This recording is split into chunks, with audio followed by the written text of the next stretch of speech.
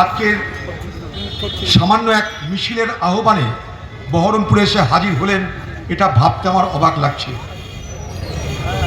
আপনারা নিশ্চয়ই বুঝতে পারছেন যে আজ আমাদের কোনো বড় সভা করার পরিকল্পনা ছিল না। আমরা ভেবেছিলাম বহরমপুর শহরে একটা মিছিল করে আমরা আমাদের প্রতিবাদটা পেশ করব।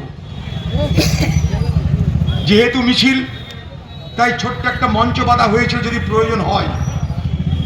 সার্বিক অর্থে এটা একটা পথসভা হতে পারে এটা ভেবে কিন্তু এখানে একটা ছোট মঞ্চ হয়েছিল। তখন আমরা জানতাম না যে আমরা যাকে পথসভা বলছি, মানুষ তাকে জনসভায় রূপান্তরিত করতে চাইছে। সেই ফজরের নামাজের পর আপনারা উপবাস শুরু করেছেন। সেই উপবাস চলছে, সকাল থেকে খাবার নেই, জল নেই। কোথা থেকে এসেছেন, কিভাবে এসেছেন তা আমরা জানি না,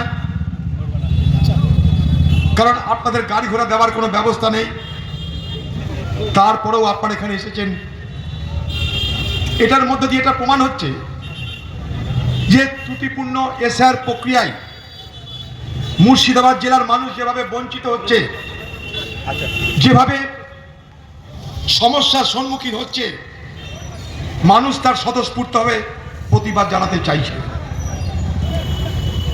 আজকে সারা পৃথিবীর অবস্থা সঙ্গীন। সারা পৃথিবী এক ভয়াবহ ভবিষ্যতের দিকে এগিয়ে চলেছে। গোটা আরব দুনিয়া জ্বলছে। গোটা আরব দুনিয়ায় যখন যুদ্ধ, সেই যুদ্ধের আঁচ আমাদের দেশেও পড়ছে। বাজারে গ্যাসের দাম বাড়ছে, আগামী দিনে তেলের দাম বাড়বে, সিমেন্টের দাম বাড়বে, সারের দাম বাড়বে। কারণ যেখানে যুদ্ধ হচ্ছে সেই পশ্চিম এশিয়া থেকে আমাদের দেশের আমাদের প্রয়োজনে আমরা তেল কিনি, গ্যাস কিনি, সার কিনি, লাইমস্টোন কিনি।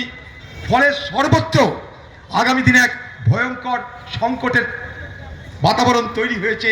আপনারা দেখতে পাচ্ছেন ভারতবর্ষ নামক একটা দেশ, তাদের সরকার, তারা কি বলতে চাইছে, তারা কার পক্ষে কার বিপক্ষে কি বলতে চাইছে, কোনো কিছু আমাদের কাছে স্পষ্ট নয়। আমাদের কাছে স্পষ্ট নয় আমাদের দেশের ভবিষ্যৎকে কোন পথে তারা নিয়ে যেতে চাইছে। আজকে ভারতবর্ষ জুড়ে আগামী দিনে যখন তেল গ্যাসের দাম বাড়বে, তখন আমাদের কি হবে তার জন্য কোনো ভবিষ্যৎ পরিকল্পনা রূপায়ণ হচ্ছে কিনা তার কোনো ব্যাখ্যা নেই। এক অনিশ্চিত ভবিষ্যৎ অপেক্ষা করছে আমাদের জন্য। আমরা দেখতে পেলাম ইরানের রাজধানী তেহরানে স্কুলের মধ্যে ইসরায়েল আমেরিকা বোমা বর্ষণ করছে। 160টা শিশু মারা গেল এই রমজানের মাসে। এই রমজানের মাসেই হাজার হাজার মানুষ কে কোথায় পালাবে, খাবে, দাঁড়াবে ঠিক নেই। আপনারা তো অনেকে জানেন যে আরব দুনিয়ায় জলের সংকট। আমাদের মতন এত পানি পাওয়া যায় না, জল পাওয়া যায় না। সেখানে সমুদ্র থেকে জল তুলতে হয়। সমুদ্র থেকে জল তুলে সেই জলে যে নুন থাকে সেটাকে বাদ দিয়ে সেই জলকে পানীয় জল হিসাবে যোগ্য করা হয়, গ্রহণ করা হয়। এটাকে বলা হয় ডিস্যালিনেশন, অর্থাৎ লবণ মুক্ত করে জল পান করার ব্যবস্থা। গোটা আরব দুনিয়ায়, সে সৌদি বলুন, বাহরিন বলুন, কাতার বলুন, ইরান বলুন, সর্বত্র এইভাবেই সমুদ্রের জল লবণ মুক্ত করে মানুষ তা পান করে থাকে। ভেবে দেখুন, রমজান মাস, ইফতার হচ্ছে, আপনার হাতে পানীয় জলের বোতল থাকবে না। এই ভয়ঙ্কর পরিস্থিতির কথা ভাবুন একবার। সেই জল যেখান থেকে উৎপাদন হচ্ছে, যেগুলোকে আমরা লবণ মুক্ত জল উৎপাদনের কেন্দ্র বলি, সেখানে বোমাবাজি হচ্ছে, সেখানে বোমা ফেলে সেগুলোকে ধ্বংস করে দেওয়া হচ্ছে। যেন গোটা বিশ্ব, গোটা পশ্চিম এশিয়া জুড়ে মানুষ হত্যার এক মহাযজ্ঞ শুরু হয়েছে, আমাদের চোখের সামনে দেখতে পাচ্ছেন। এর থেকে নিস্তার কোথায়, কে পথ দেখাবে আমাদের জানা নেই। তাই মহান আল্লাহ তাআলার কাছে পবিত্র মাসে আমাদের সকলের আবেদন থাকবে, আমাদের সকলের ইবাদত থাকবে যে ভারতবর্ষ শুধু নয়, সারা বিশ্বে শান্তি ফিরিয়ে আনা হোক। আজকে আমেরিকার যিনি রাষ্ট্রপ্রধান, সে নিজে একটা কলঙ্কিত ব্যক্তি, সে নিজে এপিস্টিন ফাইল একজন আসামি, সে নিজে সারা পৃথিবীকে দখল করার জন্য আজ ল্যাটিন আমেরিকা থেকে মধ্যপ্রাচ্য সর্বত্র হানা দিচ্ছে, সর্বত্র হামলা করছে। ল্যাটিন আমেরিকার দেশ ভেনেজুয়েলা, সেখানকার প্রেসিডেন্টকে অপহরণ করে নিয়ে চলে এলে আমেরিকা। ইরানে, সেখানটাই তাদের রাষ্ট্র মাতাকে তাকে বোমা মেরে হত্যা করে দেওয়া হলো। আজকে ভারতবর্ষ নয়, সারা পৃথিবীর কে কোথায় কি করবে না করবে তার ঠিকা নিয়েছে আমেরিকা আর তার রাষ্ট্রপতি ডোনাল্ড ট্রাম্প। আমার মনে আছে 2020 সাল, ডোনাল্ড ট্রাম্প তখন রাষ্ট্রপতি হয়েছে প্রথমবারের জন্য, দিল্লিতে এসেছিল এই ভারতবর্ষের সঙ্গে আলোচনা করতে রাষ্ট্রীয় সফরে।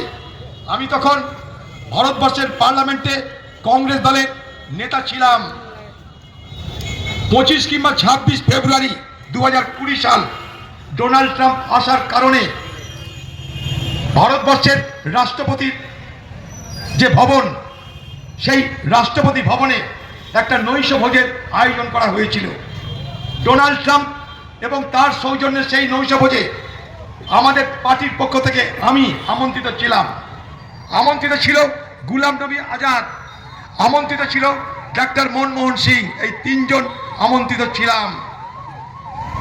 আমন্ত্রণ পত্র পেয়ে প্রথম আমি প্রতিবাদ করে বলেছিলাম যে আমাদের নেত্রী সোনিয়া গান্ধীকে আমন্ত্রণ জানানো হয়নি, তাই এই পাগলা ট্রাম্পের এই নৈশ ভোজে আমি অংশগ্রহণ করতে পারবো না। আমি অংশগ্রহণ না করার জন্য আমার পাশাপাশি গুলাম নবী আজাদ অংশগ্রহণ করলো না, ডাক্তার মনমোহন সিং তারাও অংশগ্রহণ করলো না। ভারতবর্ষে সেদিনের সরকারকে বলেছিলাম, বিজেপি সরকারকে বলেছিলাম যে বিরোধীদেরকে সম্মান দিতে না জানলে কমসে কম আমন্ত্রণ করবেন না। কংগ্রেস পার্টি ট্রাম্পকে দেখে জিভে জল গড়িয়ে যায়নি যে তার নৈশ ভোজে যাওয়ার জন্য আমরা আগ বাড়িয়ে চলে যাব, আমাদের মর্যাদা বোধ আছে। সেই কংগ্রেস পার্টির একজন কর্মী হিসাবে বলতে চাই, সেই কংগ্রেসের একটা কর্মী হিসাবে বলতে চাই যে আজ এসআইআর এর নামে এই ভারতবর্ষে কি হয়েছে দেখুন।